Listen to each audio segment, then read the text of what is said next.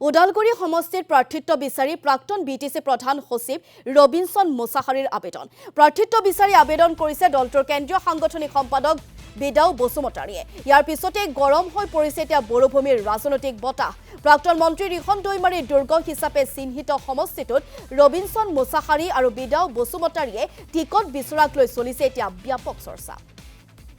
আৰু এই গোটেই ৰাজনৈতিক পৰিৱেশটোৰ সন্দৰ্ভত আমি সবিশেষ কিছু জানিবলৈ চেষ্টা কৰিম আমাৰ সাংবাদিক মুছাদ্দিক হুছেইনৰ জৰিয়তে সন্মুখত বিধানসভা নিৰ্বাচন এতিয়া প্ৰতিটো ৰাজনৈতিক দলে আসলতে নিজা নিজা কৌশলেৰে আৰম্ভ কৰিছে তেওঁলোকৰ যি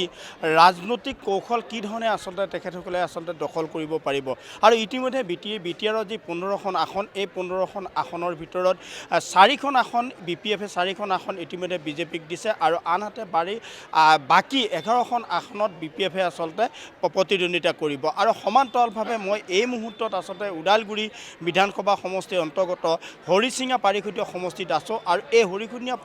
পাৰিখতীয়া সমষ্টিত মোৰ লগত আছে প্ৰাক্তন সচিব প্ৰধান সচিব ৰবিনসন মুছাহাৰী ডাঙৰীয়া মই পোনে তেখেতৰ পৰা জানিম আৰু বিটিচিৰ উপদেষ্টা ৰবিনসন মুছাহাৰী ডাঙৰীয়া মই তেখেতৰ পৰা আসলতে জানিম যিহেতুকে নিৰ্বাচন সমাগত আৰু নিৰ্বাচনত এইবাৰ প্ৰাৰ্থিত্ব কেন্দ্ৰিক আসলতে প্ৰাৰ্থিত্ব বিচাৰি আপুনিও আবেদন কৰিছে আৰু তেনেকুৱা ক্ষেত্ৰত আপুনি কি ক'ব আগন্তুক যি বিধানসভা নিৰ্বাচন বহাগ বিহুৰ আগত হ'বলগীয়া এই নিৰ্বাচনত আমি বিপিএফ দল হিচাপে 15টা সিটৰ কাৰণে আমি সাজু আছোঁ যেহেতু আমাৰ বিটিচিৰ চিফ তথা বিপিএফ দলৰ প্ৰধান তেওঁ ইতিমধ্যে কৈছেই আমি 1 টকা দি পেলাই 2 টকা ল'ম সেই তেওঁ এটা আগতে ইতিমধ্যে কৈ থৈছে তাৰমানে কি আমি ইতিমধ্যে 15টা সিটত আমি নিৰ্বাচন খেলিম বুলি এটা সিদ্ধান্ত আছে আৰু বৰ্তমান আমি সেই বিষয়ে আমি আগুৱাই গৈ আছোঁ এতিয়া কথা হ'ল আপুনি প্ৰাৰ্থিত্ব বিচাৰি আবেদন কৰা বুলি শুনিছোঁ বা প্ৰাৰ্থিত্ব আপুনি কৰিব আপুনি প্ৰাৰ্থী বিচাৰি ক'ৰ পৰা বিচাৰিব পোনপ্ৰথমে যিহেতু এই হৰিচিঙা পাৰিখতীয়া অন্তৰ্গত মোৰ ঘৰ আৰু সেইবাবে পোনপ্ৰথমে মই ওদালগুৰিৰ পৰাই বিচাৰিছোঁ আৰু যদি মোক দলে টংলা সমষ্টিত যদি যাবলৈ কয় বা টংলা সমষ্টিৰ কাৰণে প্ৰাৰ্থিত্ব ল'বলৈ কয় সেইটোতো মই ৰাজি আছোঁ ইতিমধ্যে দলেতো টংলা সমষ্টি এৰি দিয়া বুলি আচলতে ছ'চিয়েল মিডিয়াত চৰ্চিত হৈছে গতিকে তেনেকুৱা ক্ষেত্ৰত আপোনাক যদি ওদালগুৰিত প্ৰক্ষেপ নকৰে কেনেধৰণে আচলতে দলে অগ্ৰগতি ল'ব যিহেতু এই দলৰ সিদ্ধান্ত মৰ্মে আমি আগুৱাই যাব লাগিব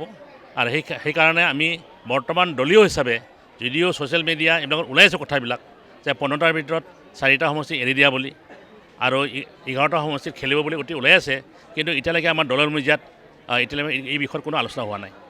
গতিকে এপছুৰ সভাপতিও আপোনাৰ ওদালগুৰিত প্ৰতিদ্বন্দ্বিতা কৰিব বা ফেৰগাঁৱত প্ৰতিদ্বন্দ্বিতা কৰিব এই ধৰণৰ কথাবিলাক আচলতে চৰ্চিত হৈ আছে গতিকে তেনেকুৱা ক্ষেত্ৰত ক'ৰবাত হলঠেকত পেলাব নেকি দলটোক যিহেতু প্ৰতিটো ৰাজনৈতিক দলৰ নিজা নিজা এটা পলিচি থাকে সেই পলিচি মৰ্মে কৌশলগত কিছুমান ব্যৱস্থা লোৱা হয় ইয়াৰ কোনোবা আপছৰ প্ৰেচিডেণ্ট আহি পেলাই ইউপিএফৰ পৰা দলৰ পৰা তেওঁ নিৰ্বাচন খেলিব পাৰে কাৰণ তেওঁলোকে নিজৰ ইচ্ছাৰ কথা তেনে ক্ষেত্ৰত আমাৰ কোনো হলঠেকত পেলোৱাৰ কথা নাহে আৰু এগৰাকী আছিল বিটিসি প্ৰধান প্ৰাক্তন বিটিসি প্ৰধান সচিব ৰবিনসন মুছাহাৰী ভাষ্যৰ তেখেতে যেহেতু ওদালগুৰি সমষ্টিত আচলতে প্ৰাৰ্থিত্ব বিচাৰি আবেদন কৰিছে গতিকে গোটেই বিষয়টোক লৈ আচলতে যথেষ্ট চৰ্চা চলিছে কাৰণ প্ৰাক্তন বিটিসি প্ৰধানগৰাকী লগতে আন বহু লোকে যেহেতু বা বহু আচলতে জ্যেষ্ঠ নেতা লগতে প্ৰভাৱশালী নেতাই যিহেতু সেই ওদালগুৰি সমষ্টিতে প্ৰাৰ্থিত্ব বিচাৰিছে গতিকে দলে কাক প্ৰাৰ্থিত্ব প্ৰদান কৰে ইয়াকে লৈ এতিয়া বিভিন্ন মহলত চৰ্চা অব্যাহত আছে